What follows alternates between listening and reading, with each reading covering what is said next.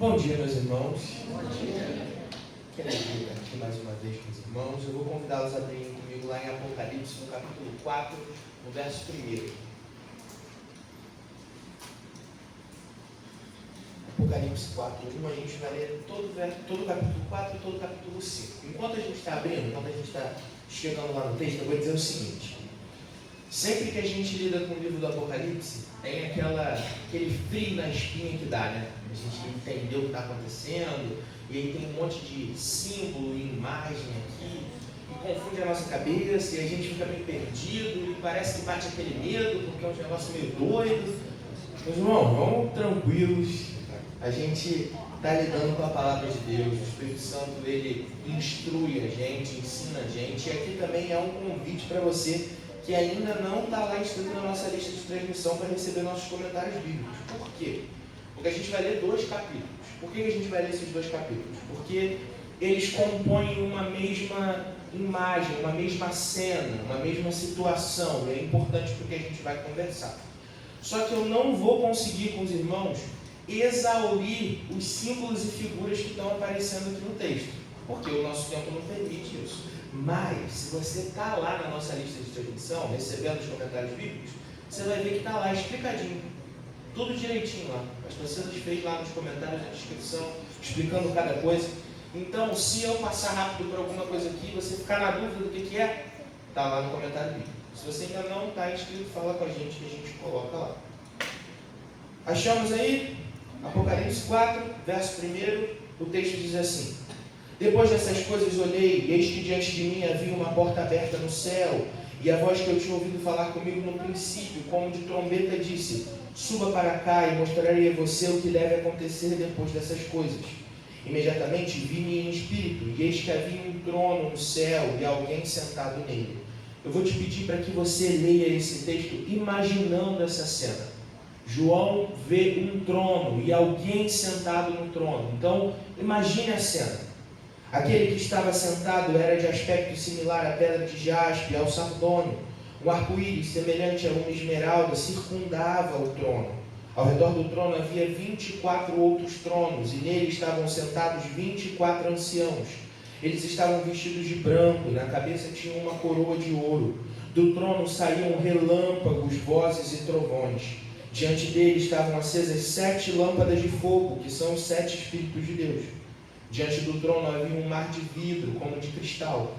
No centro, ao redor do trono, haviam 4 criaturas viventes, cobertas de olhos tanto na frente como atrás.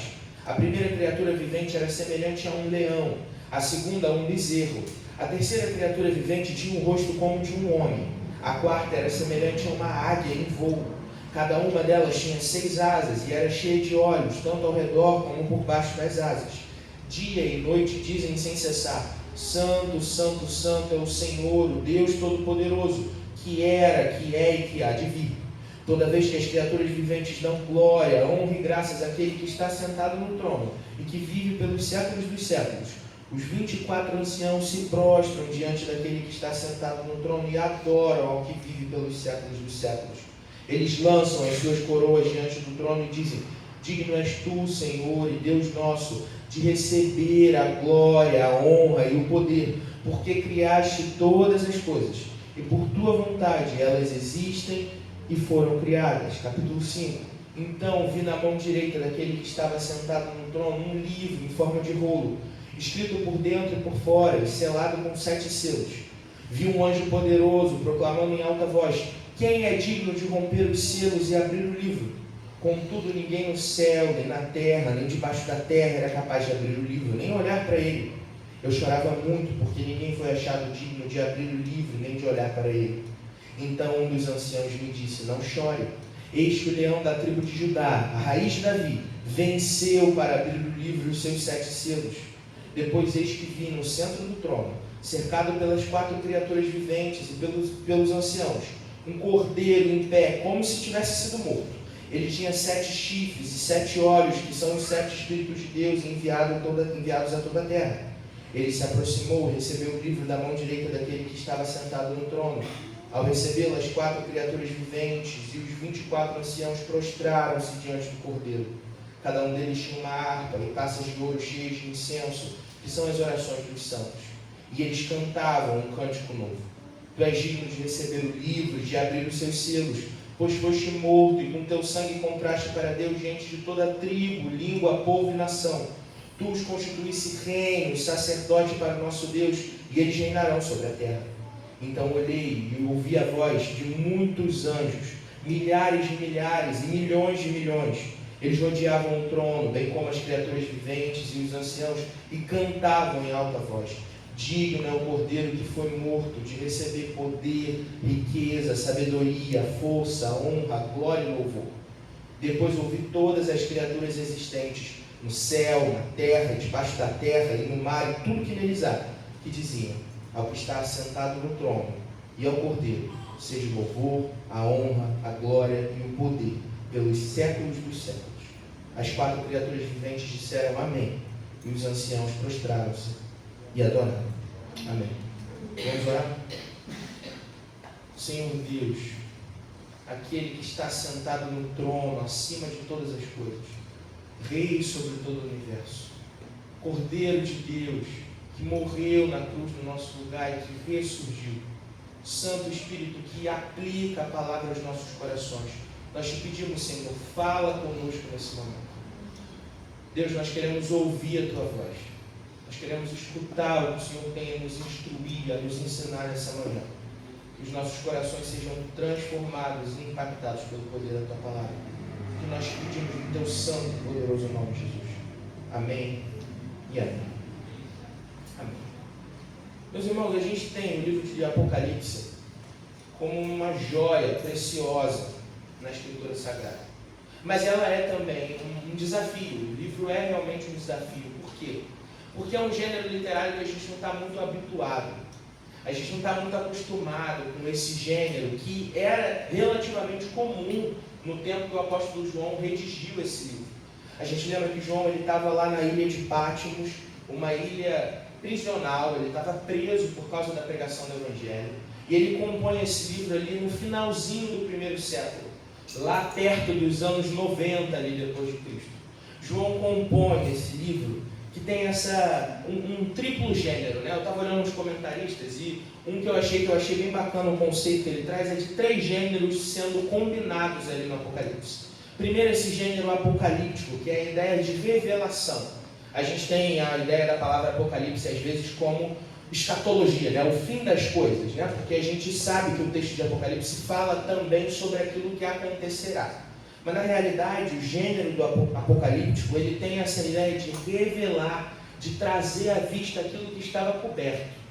Então, o texto, ele revela, ele apresenta o propósito de Deus no mundo. Ao mesmo tempo, esse livro, ele é profecia, ele é profético de alguma maneira. Profecia aqui no sentido de pregação do Evangelho. É uma exposição do Evangelho para aquele tempo. E para a gente hoje também, obviamente. Isso é importante por quê? Porque esse livro também é uma carta. A gente vê lá no início João fazendo uma introdução em modo de carta. Eu, João, apóstolo de Cristo, as 7 igrejas que se encontram na província da Ásia. A ideia do texto é João está direcionando esse texto para aquelas pessoas. Entender esse triplo gênero ajuda a gente a pegar o pulo do gato. Por quê? Porque o livro de Apocalipse ele não está isolado de um contexto. O apóstolo João escreve o livro porque Deus o deu uma visão das coisas que aconteceriam e de como isso tem impacto na vida dos crentes lá no primeiro século e na nossa vida hoje também. É importante que a gente saiba o que estava acontecendo lá com eles, porque isso vai ajudar a gente a entender qual era o propósito do apóstolo. A gente tem nesse período histórico a igreja crescendo em larga escala, as pessoas se convertendo, crendo no Evangelho, tendo suas vidas impactadas, mas isso foi gerando reações. Então a gente tem o Império Romano, e aqui o Imperador Domiciano especialmente, empreendendo uma perseguição à igreja que vem crescendo e aumentando nesse primeiro momento. Domiciano, ele não só persegue a igreja, como ele, na verdade, ele faz isso porque ele esperava e ele exigia adoração. Um dos títulos favoritos do imperador é, e vou gastar aqui todo o meu latim de 3 semanas de aula que eu fiz, Dominus et Deus Noster, Nosso Senhor e Deus. Esse era o título que o homem gostava. Ele queria que todo mundo chamasse ele de Nosso Senhor e Deus. E lá na capital do Império, em Roma, as pessoas achavam mó graça disso. O pessoal até zombava dele, porque chega a ser ridículo mesmo. Mas ali na Ásia, onde essas igrejas estão localizadas, e são os primeiros destinatários dessa carta, havia vários templos, vários sacerdotes que eram dedicados ao imperador. E para eles a coisa era séria. Reconhecer o imperador como Senhor e Deus era importante. E é esse desafio que essas igrejas estão vivendo, o desafio de resistir a essa perseguição, resistir à adoração, a esse falso Deus, a esse imperador que tem nada de divindade. E esses primeiros crentes, eles resistem nesse sentido, mas eles precisam de incentivo, força e lembrança de que só existe um Senhor Deus. A gente leu o texto, e eu vou te pedir para voltar lá, no capítulo 4, lá no verso 11. O texto diz assim, os 24 anciãos estão se prostrando diante de Deus e eles dizem: digno és tu, Senhor e Deus nosso. Digno és tu, Senhor e Deus nosso, de receber a glória, a honra e o poder, porque criaste todas as coisas e por tua vontade elas existem e foram criadas. Não há senhorio, divindade no imperador. O único Senhor e Deus nosso é aquele assentado no trono. Então, esse texto que a gente leu, capítulo 4 e capítulo 5 do Apocalipse, eles são importantíssimos para que a gente entenda o restante do livro e, com esse contexto, a gente consegue lançar luz sobre isso que está acontecendo aqui. João está fundamentando tudo isso que ele está vendo, a revelação que ele teve, diante da verdade de que existe alguém sentado no trono, um Senhor e Deus, um Rei sobre todas as coisas. E isso muda toda a dinâmica da vida. Isso muda a dinâmica para aqueles primeiros crentes. Isso muda a dinâmica para a gente também. E é por isso que daí para frente o que vai acontecendo no livro do Apocalipse acontece diante dessa perspectiva. Existe alguém que é digno de honra e louvor. O Cordeiro que morreu na cruz e ressurgiu. E que é digno de romper os selos. Se a gente for acompanhando o texto bíblico, e a gente vai fazer isso porque a gente vai ler todo o livro de Apocalipse juntos, a gente vai ver os desdobramentos da abertura do livro, do que isso significa. E a gente vai percebendo que o grande acontecimento que o texto está relatando e prevendo é que a imitação satânica, um autor usou esse termo para falar do imperador, a imitação satânica, que se diz Senhor e Deus, ela tombará diante do poder daquele que é de fato Senhor e Deus. A certeza de que Cristo vencerá no final da história. No final das contas, a vitória ela é garantida, certa, não tem discussão. A gente não está esperando para ver o que acontecer. O spoiler está escancarado, meus irmãos.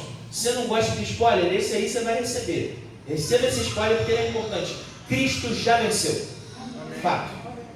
Não vai ser uma luta espetacular. Às vezes a gente vê o filme e fala assim, mas que final xoxo, né? Porque na hora que o mocinho e o vilão se enfrentam, acaba rápido, resolve fácil. Meu irmão, se isso te deixa triste no filme, às vezes me deixa também, se prepara. Porque o final da história é esse. Não tem luta épica, não tem assim, uma luta que destrói cidades, uma coisa homem de aço, não tem isso não. É um sopro. Acabou. Cristo é o único Senhor e Deus. Qualquer força anticristo, qualquer força que cresce, que surge, se opondo a Ele, necessariamente cai e tomba diante da realidade do Deus que está sentado no trono. E é isso que João está apresentando para aqueles primeiros irmãos e é isso que ele está apresentando para a gente também. A gente pode então perceber que aqui, toda essa imagem que está sendo construída nos capítulos 4 e 5, elas estão ajudando a gente a entender quem é esse Deus e Senhor a quem a gente serve. Então, eu vou passar por alguma dessas imagens para que a gente entenda o que está acontecendo ali. João chega nessa visão, ele chega e a primeira coisa que captura a visão dele, que chama a atenção dele é o trono. e aquele que está sentado no trono. Esse trono fala sobre esse Deus que governa, que é rei, que é senhor, que nunca sai do seu posto de regente sobre todas as coisas. Deus está sentado no seu trono, e João começa a descrever ali as cores que estão surgindo ali em volta do trono. A ideia aqui não é uma descrição física de quem Deus é, mas essas joias preciosas todas que são descritas ajudam a gente a ver a majestade desse Deus, a glória desse Deus. É curioso que ali, uma cor que predomina é a cor do arco-íris, né? Ele fala sobre isso, sobre como em volta do trono tem um arco-íris que brilha. E aí um comentarista disse assim, é muito importante a gente olhar para essa figura do trono e do arco-íris e pensar em como elas complementam quem Deus é. É o rei soberano sobre todas as coisas e é aquele que oferece misericórdia. Vocês lembram que é essa figura do arco-íris quando Deus faz o pacto com Noé? Um Deus que é misericordioso, que é rei sobre todas as coisas, infinitamente poderoso, soberano e misericordioso. Então as figuras que surgem depois são esses 24 anciãos, essa representação das 12 tribos de Israel e dos 12 apóstolos. Esses personagens, eles surgem como gente que está ali de veste branca, coroada, mas que está totalmente submetida a esse Deus que é rei sobre todas as coisas. Mesmo essas figuras de importância, anciãos, coroados, eles se prostram diante do único que é rei sobre todas as coisas. Então a gente tem os 4 seres viventes, a representação de toda a criação. Essas criaturas que adoram a Deus, como toda a criação faz. Como os céus proclamam a glória de Deus, como nós aqui louvamos ao nome de Deus, como os pássaros que cantam pela manhã, como o mar que bate ondas para a glória de Deus. Toda a criação o adora, e é isso que esses 4 seres fazem e representam.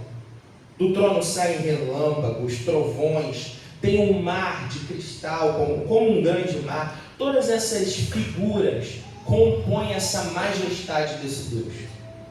João está diante de um Deus que é difícil de descrever, porque Ele é o único Deus. O Deus eterno, Criador de todas as coisas, aquele que tem o cetro de governo na mão. João registra todas essas coisas para que fique claro quem é esse Deus, quem Ele é, o que Ele faz. Ele é o Criador, Ele é o governante. Mas aí a cena vai desenrolando. E aí quando a gente começa o capítulo 5, a gente vê um anjo, que é descrito como um anjo muito forte, porque ele brada em alta voz, perguntando quem pode abrir o livro. Então ele traz um livro selado, um pergaminho com 7 selos. Quem é digno de romper esses selos? E João cai chorando, porque ele não encontra, e ele não imagina quem possa ter dignidade. Mas aí o anjo tranquiliza ele, fala assim, fica tranquilo, tem alguém que pode. Existe aquele que morreu e ressurgiu para que pudesse abrir os selos, que fosse aquele que pode ser mediador da aliança, aquele que cumpre o plano de Deus no mundo, aquele que institui o reino de Deus no mundo. Então Cristo é apresentado como um cordeiro, como se estivesse morto, mas ao mesmo tempo esse cordeiro ele está de pé em frente ao trono, com 7 chifres que denotam o poder, todo o poder. A gente lembra, né? 7 como um número de perfeição. Esses 7 chifres de poder, esses 7 olhos de onisciência, essa presença do Espírito de Deus, porque esses 7 olhos são descritos como os Espíritos de Deus. E esse cordeiro, ele toma o livro da mão do anjo e ele pode então romper os selos, porque ele morreu na cruz do Calvário para fazer isso. E aí se instaura um tempo de novo cântico, de nova canção, de novo louvor, por causa da obra que Cristo fez na cruz, pelo que Ele fez por mim e por você. E isso tudo leva a gente para essa adoração final, para essa doxologia ao Deus e ao Cordeiro que a gente cantou, ao que está sentado no trono, e ao Cordeiro seja honra, glória, louvor, poder para todos sempre.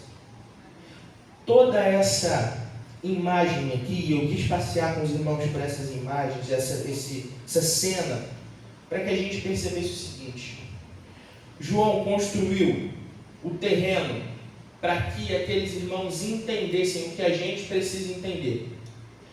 O Senhor, Ele governa toda a história, Ele governa as nossas vidas, e isso impõe em nós a necessidade de caminharmos diante desse Deus que é rei sobre todas as coisas. A gente sempre volta para esse lugar, porque o Evangelho vai para esse lugar da prática, de dizer, a gente precisa viver uma vida coerente com isso que está sendo dito.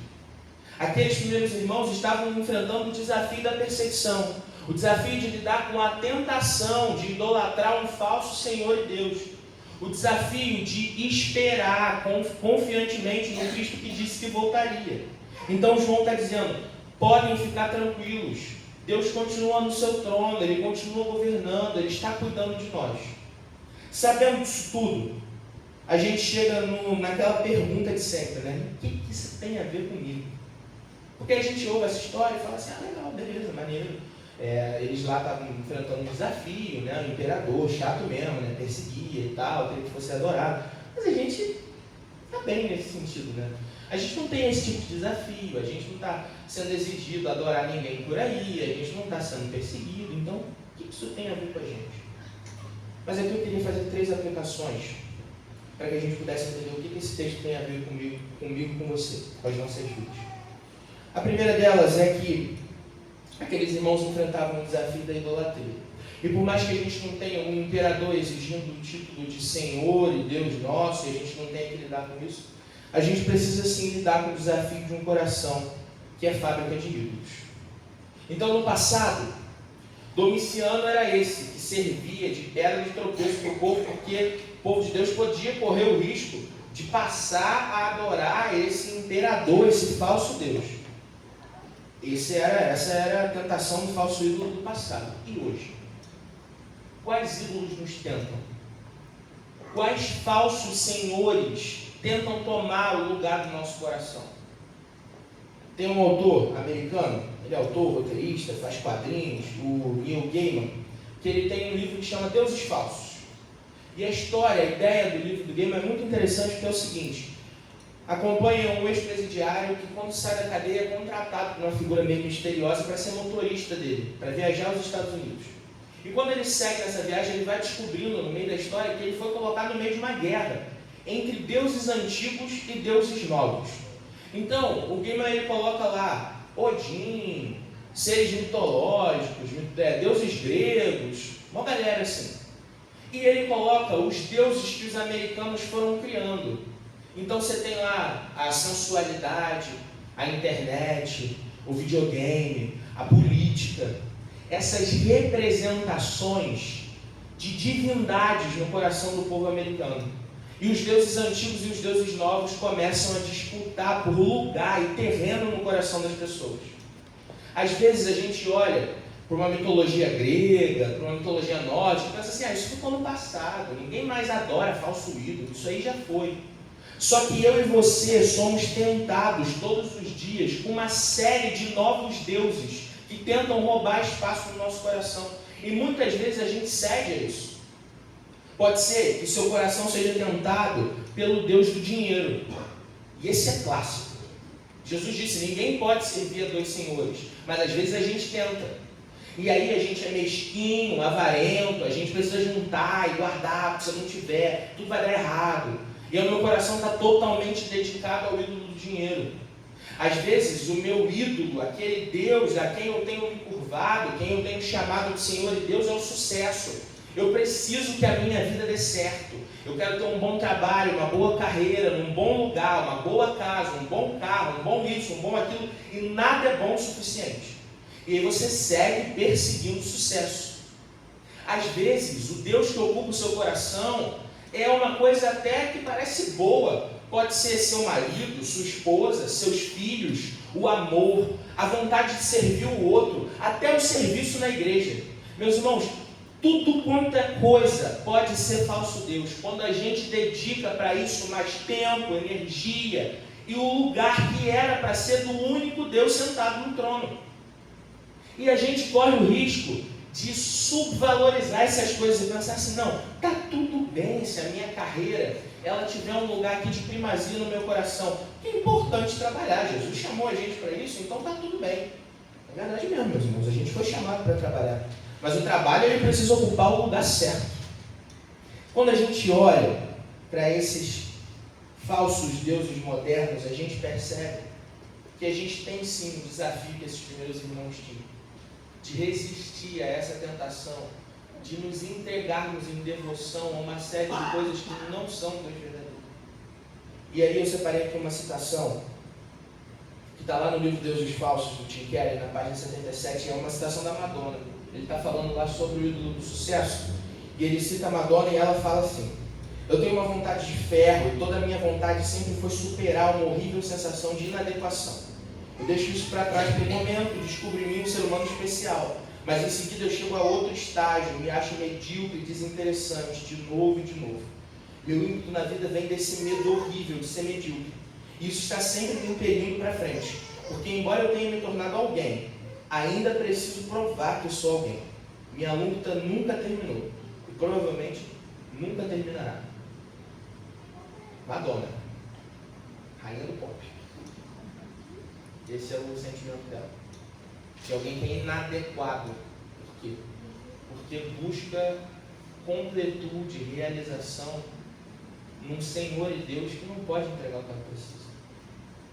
Meus irmãos, eu sei que a gente é crente, e às vezes a gente olha isso e fala assim, cara, isso não é pra mim, pô. Eu sou cristão e tal.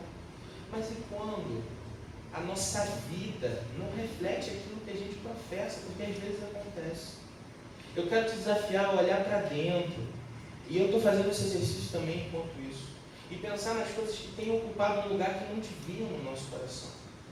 A gente é chamado, e é tempo da gente deixar essas coisas de lado. Eu queria deixar duas perguntas para você refletir e pensar durante a semana sobre isso. Duas perguntas de diagnóstico. O que tem te feito levantar de manhã? Qual é aquilo que quando você acorda é a coisa que ocupa a tua cabeça, que te faz pensar isso aqui? É isso que eu quero. O que te faz acordar de manhã? E quais são os sonhos, os planos, os desejos que habitam os seus pensamentos antes de você dormir? Aquelas coisas mais fundamentais que você pensa quando você repousa a sua cabeça no travesseiro.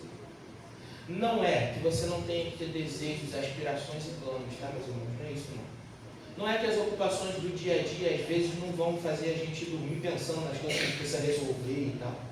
Isso tudo é normal. O meu ponto com essas perguntas é: o que tem te ocupado mais tempo, tem roubado o lugar que era para ser do único Deus sentado no trono? Porque se você diagnosticar isso, então é hora de você jogar para longe esse ídolo falso, e se submeter de novo ao Deus verdadeiro, ao único Senhor de Deus. Jesus nos tem chamado para isso, e é Ele quem nos capacita a fazer isso.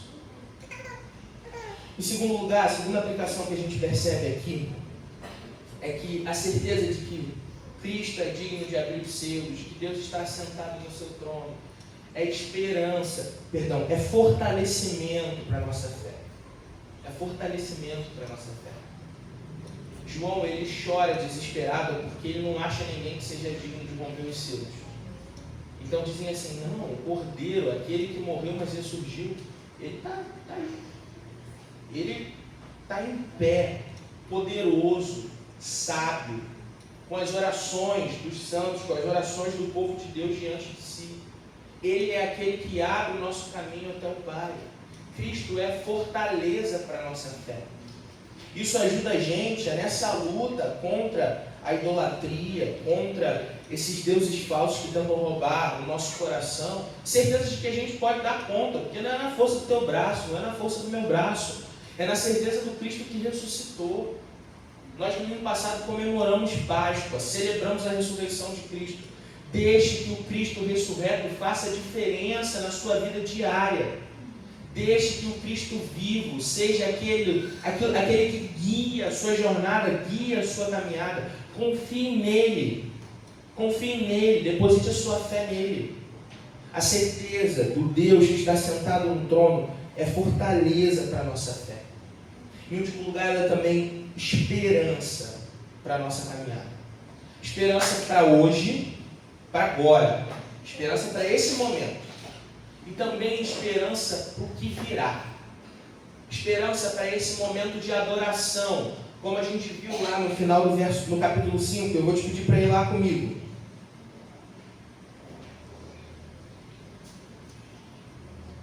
quando todas as criaturas, lá no versículo 13, quando todas as criaturas existentes no céu, na terra, debaixo da terra, no mar, e tudo que neles há, dizem ao que está sentado no trono e ao Cordeiro, seja o louvor, a honra, a glória e o poder pelos séculos dos séculos. Amém. A nossa esperança é para hoje, porque Cristo nos chamou para viver vida abundante, vida plena, já hoje, já agora. A gente está sendo convocado a daqui para frente, de hoje em diante, caminhar como gente que sabe que foi salva, remida pelo sangue, está debaixo do governo desse Deus. E, portanto, mesmo as situações difíceis da vida ganham um novo significado. Mas a gente é também chamado a ter esperança no porvir. Nesse dia onde nós todos reunidos cantaremos honra e glória ao Deus sentado no trono e ao Cordeiro que venceu. O grupo de louvor vai vir para cá. A gente vai cantar isso. A gente vai cantar a esse Deus, dizendo: poderoso Deus, nossa alma anseia por ti. Mas enquanto você faz isso, eu quero te pedir, faça de coração, perceba o que você está cantando, entregue o lugar certo para o único Senhor e Deus. Clame a esse Deus que é digno de toda honra, louvor e poder. Enquanto eles se preparam, vamos orar. Senhor Jesus, nós te agradecemos, Senhor, porque essa visão que o apóstolo João teve nos ajuda a sustentar a nossa caminhada hoje. Senhor, afasta de nós os falsos deuses. Que o Senhor tenha o trono do nosso coração, que o Senhor seja o centro da nossa existência. Jesus, fundamenta a nossa caminhada em Ti, fortalece a nossa fé.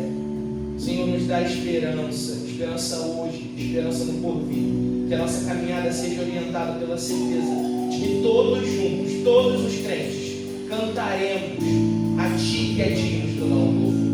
Recebe nossa adoração, Jesus. Recebe a nossa vida.